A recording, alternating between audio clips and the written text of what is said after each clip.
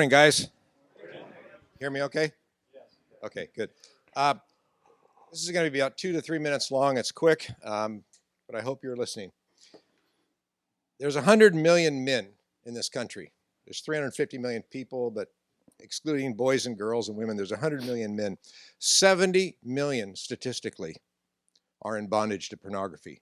70 million. To bring that to a more understandable number, there's 100 men in this room. If that statistic is correct, 70 men in this room are struggling with addiction to pornography.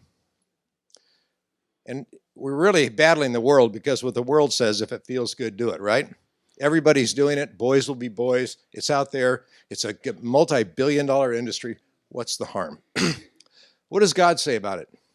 Matthew 5:28, but I say to you that everyone who looks at a woman with lustful intent has already committed adultery with her in his heart. 1 John 2:16, for all that is in the world, the desires of the flesh and the desires of the eyes and pride of life is not from the Father, but from the world.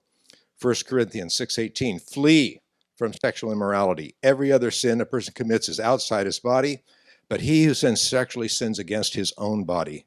James 1:14-15, but each person is tempted when he is lured and enticed by his own desire, then desire, when it is conceived, gives birth to sin, and sin, when it is fully grown, brings forth death.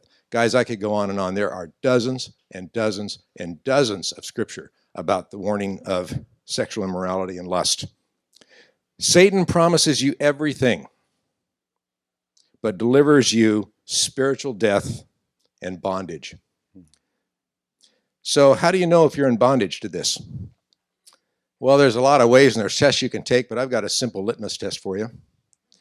If you know this is wrong and you keep doing it, and you've promised God that you will stop, God, I want to live according to your precepts, not my own. I'm surrendering this to you. God, you've got this. I'm no longer going to do this. And if you continue to make that promise to God over and over and over again, you're in bondage. The world calls it an addiction, and it is a full-blown addiction. So, if this is left untreated, I know from personal experience it will take you farther than you ever wanted to go. It'll keep you longer than you ever wanted to stay. And it will cost you far, far more than you ever wanted to pay. And I'm not just talking financially. I have a friend who's in prison. He's a former member of ISI. He's in prison for 7 years, and I was visiting him last Friday down in Florence. I told him I was going to talk to you guys. He's in his bright fluorescent orange jumpsuit. He reached over and he grabbed my arm. We were sitting across from each other at a table. He grabbed my arm and he looked at me, and tears started running down his cheeks. Skip, you've got to talk to these men. He says, I never in my wildest dreams ever thought I would be here. He lost everything. He lost his children. He was making $250,000 a year. He lost his career, lost his wife. He lost everything. And he's sitting in prison for 7 years, and it's pure hell there. So, why am I telling you all this?